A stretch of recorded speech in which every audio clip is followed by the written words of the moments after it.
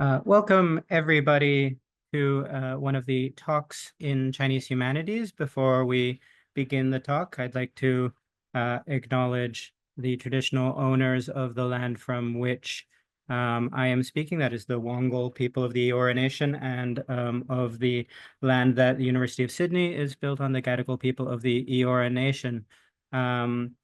The talks in Chinese Humanities are a series that are co-presented by the China Study Center and the Discipline of Chinese Studies at the University of Sydney and the Australian Society for Asian Humanities. My name is Josh Stenberg at Chinese Studies in University of Sydney. To introduce our speaker, I'd like to hand over to Dr. Minerva Inwald at the University of Melbourne. Thanks, Josh. Hi, everyone. My name is Minerva Inwald. I'm an assistant lecturer in Chinese history at the University of Melbourne. I'm delighted to have the opportunity to introduce our speaker for today, Renzhe Zhang. So Renzhe Zhang is a PhD candidate at the University of Wollongong. Renzhe also has an honours degree in history from the University of Queensland. Renzhe's PhD topic explored the influence of the new culture movement on the Chinese diaspora in Australia from the 1900s to the 1930s. And I'm excited to say that Renzhe's actually submitted his PhD and is soon to be, no doubt, Dr. Zhang in just a few weeks. So we're delighted to have this opportunity to hear about this exciting new research project. So I'll now hand over to you, Renzhe. Yeah, thank you, Minerva. Yes, well, thank you everyone for attending today's panel. And well, first of all, I want to mention that because now I'm currently at my home in Shanghai in apartment. So if there are any issues about internet stability or the noise from my neighbors, I apologize for that in advance. And yeah, let's begin my presentation today.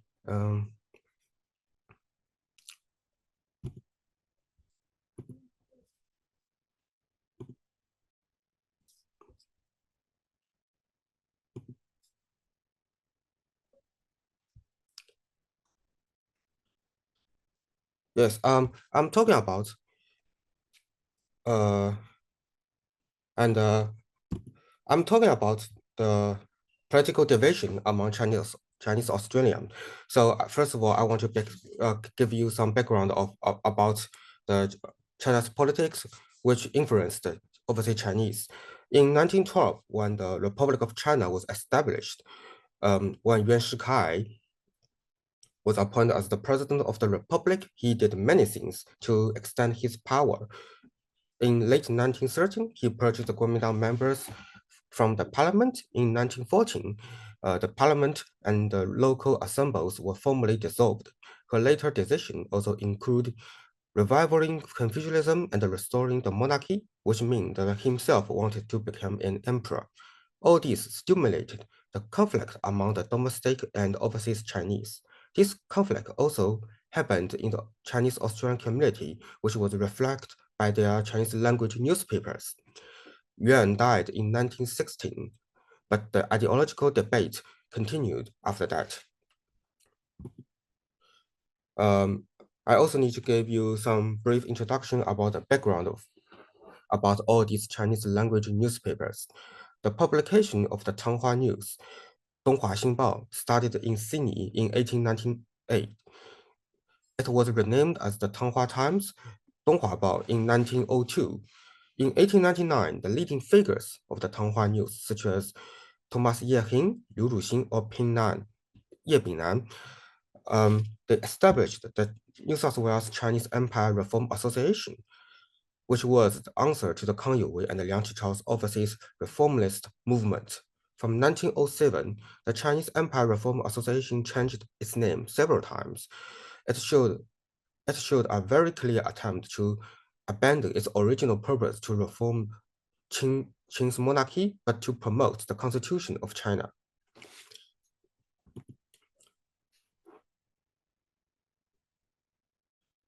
In 1913, the Sydney Chinese merchant established the New South Wales Chinese Chamber of Commerce. This commercial organization was also under the control of the Chinese Empire Reform Association. After the Republic was founded, these constitutionalists not only accepted the new democratic government, but also aimed to promote a stable political base of China. The other side of these Chinese language newspapers were the Chinese Times and the Chinese Republic News. In 1902, the Chinese Times was published in Melbourne by Thomas Zheng Lu, the former editor of the Tung Wah News. The Chinese Times was taken over by the New Citizen Enlightenment Society. In 1911, this Enlightenment Society changed its name to Young China League. In 1914, the Young China League was also changed into the Kuomintang branch in Sydney.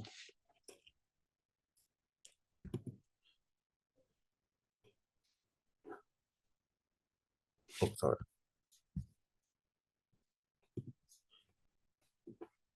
In 1911, the Sydney branch of the Young China League was established, and in 1916, the Sydney Young China League was also organized into the Kuomintang branch.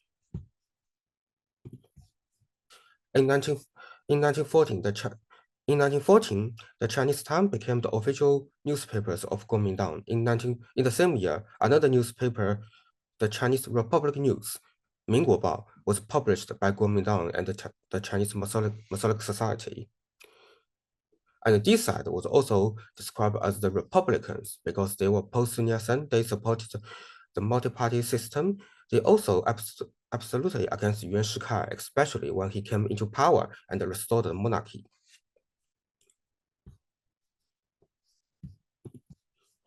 So before 1916, two political sides had already formed in the Chinese Australian community. One side was the Republicans, consist of Kuomintang and the Masonic Society. Their newspapers were Chinese Republic News and Chinese Times.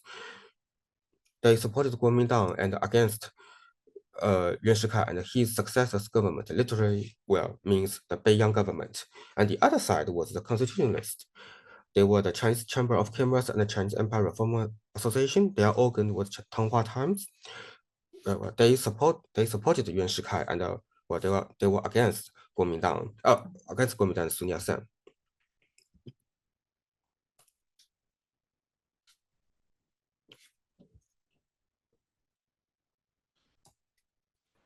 The Kuomintang and the Chinese Masonic Society cooperated in various movements. Many members of the Chinese Republicans, they hold dual party membership, such as the founder of the Kuomintang branch in Sydney, James R. Huang. The Chinese Republic News were also jointly established by these two parties. However, their relationship ended in the 1920s. Since the 1916, the Chinese Masonic Society had also gained a large growth. The society built its branch in more cities such as Brisbane, Cairns, and Toowoomba. The cooperation between the Kuomintang and the Masonic Society was also demonstrated by their donation movement. From 1918 to 1922, the Chinese Australians had organized 16 political donations to support the regime of the Kuomintang in Guangzhou. Among all these donations, the contribution from the Overseas Chinese Relief Fund Bureau in 1918 was one of the biggest. The Relief Fund Bureau was founded by both Kuomintang and the Masonic Society members. The Kuomintang figures such as Ye Win and Pencil Li and the Masonic Society's leaders Mao Zedong and James R. Huang. James R. Huang were among them. Sorry for that. Sorry.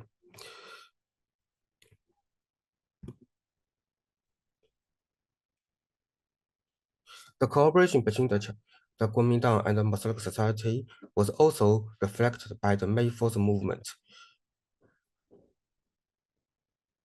In May 1919, the Paris Peace Conference agreed to transfer Germans' rights over Shandong Province to Japan.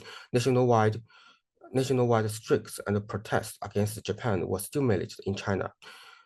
On May 4th, demonstrators in Beijing marched to the house of Cao Luling, Minister of the Communication, and requested to see Zhang Zhongxiang, the Chinese minister to Japan.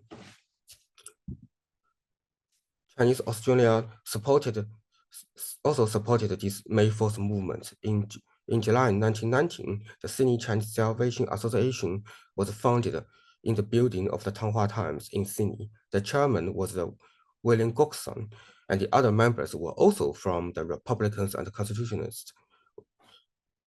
This Salvation Association aimed to launch a boycott of Japanese-owned business. The association proposed that Chinese Australians should end economic connection with Japan.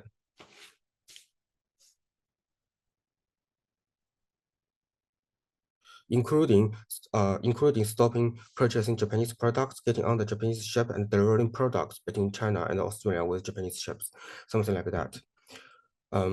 In the Chinese history, 1919 was a turning point.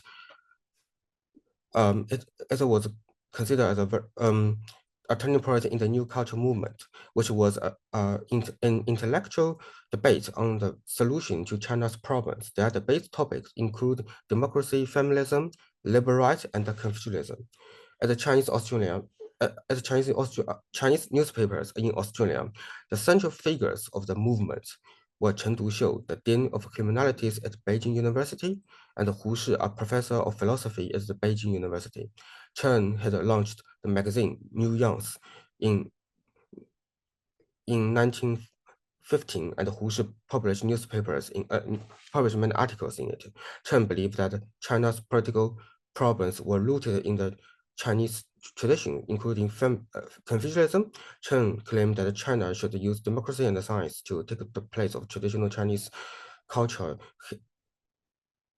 hierarchy, and superstitions. Since both the May 4th incidents and the new cultural movements involve the topic of national salvation and reform, many historians had seen these incidents and movements as linked together. In their narrative, intellectuals such as Chen and Hu not only advocated pro-democratic and Western ideas, but also supported the May 4th demonstration and opposed the Beiyang government. They were the participants and the leaders of both events. The Chinese Australian newspapers also construct the same narrative of the new culture from 1919. People like Hu Shi and Chen Duxiu were described as the new intellectual, the objective of the Beiyang government.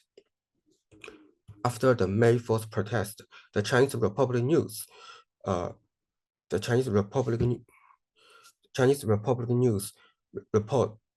reprinted reports from China's newspapers that Cai Yuanpei, the president of the Beijing University, and Chen Duxiu were in the danger of being arrested. The Chinese Republic News aimed that the existing Beiyang governments were traitors because they were negotiating with Japan secretly. These Republicans thus interpret that Cai and Chen's support of the May protests provoked the government. However, these were just rumors because the Beiyang government did not accept Japan's treaty to persist Shandong, and the persecution of China and Chen were just stories created by the Chinese media. The Chinese Republic News, they chose to reprint all these stories, all these news with their pro-revolutionary and anti-Beiyang stand.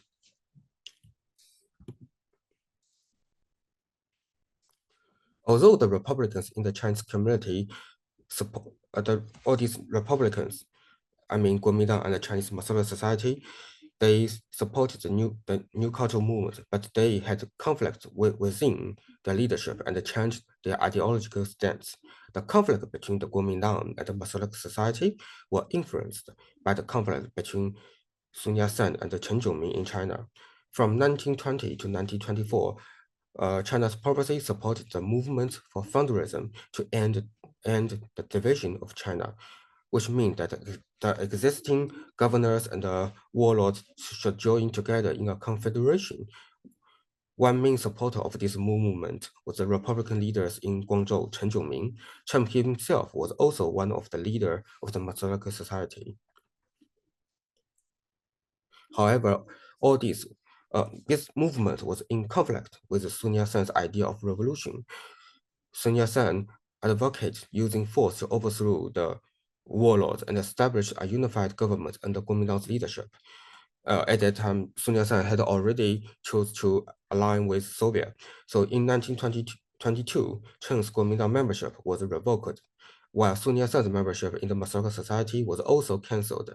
This led to a split among supporters of these two parties worldwide.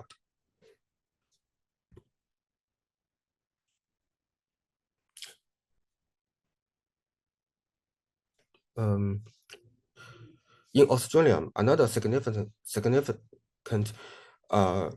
development of the Masonic Society was the publication of the Chinese World News. These newspapers were the Chinese Masonic Society leaders' organ, meaning that this organization began to express its own opinions in Australia. The stance of the Masonic societies was opposed by the Kuomintang, particularly in the key political affairs and ideologies during the 1920s. Its editorials criticized Sun Yat-sen's alliance with Soviet, lack of Confucianism in education, and later Chiang Kai-shek's one-party dictatorship from 1927, and the other policies of Kuomintang. This newspaper also had a very close relationship with the constitutionalist newspaper, Tung Wah Times. Stanley South was the shared editor of both newspapers. He was the shared editor of both Tung Wah Times and the Chinese World News.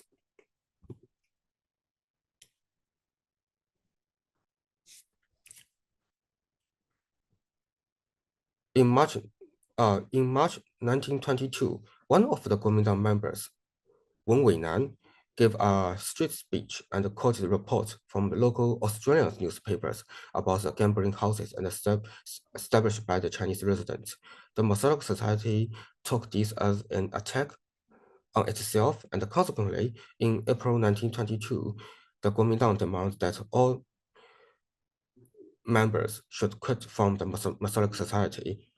This incident also led to a conflict between Kuomintang and the Chinese Republican News. In May, Kuomintang leaders, including Ye Wen, claimed that the Chinese Republican News did not publish any article to support Kuomintang on this incident. So they made an announcement on the Chinese Times that Kuomintang should end its alliance with the Chinese Republican News and claim that Chinese Republican News should remove its affiliation as the Kuomintang's organ. So after 1922, only the Chinese Republic News was the official organ of Kuomintang in Australia.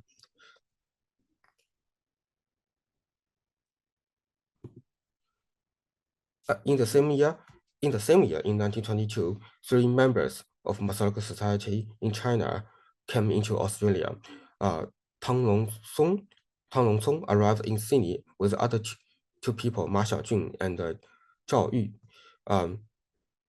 Ma was the one members of the first parliament of the Beijing government, and Zhao was one of the Masonic Society members.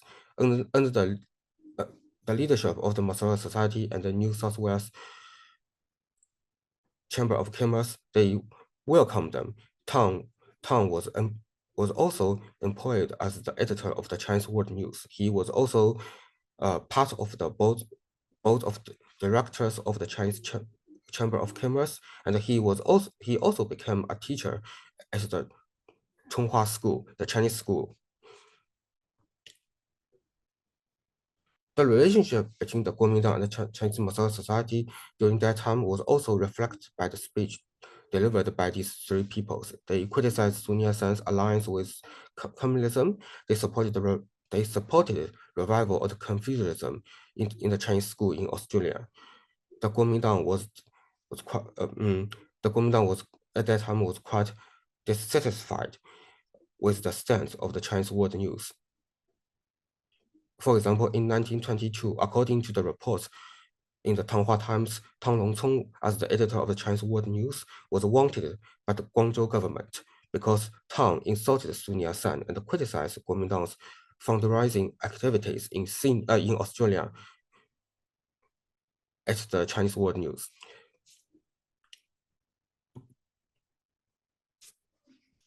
So in the Chinese Australian community, the ideological conflict between the Republicans and the Constitutionalists arise with their differing political beliefs. They jointly shaped the conflict between new and old. This struggle between new and old was not only simply a conflict of radicals versus conservative beliefs. It changed with their shifting political stance.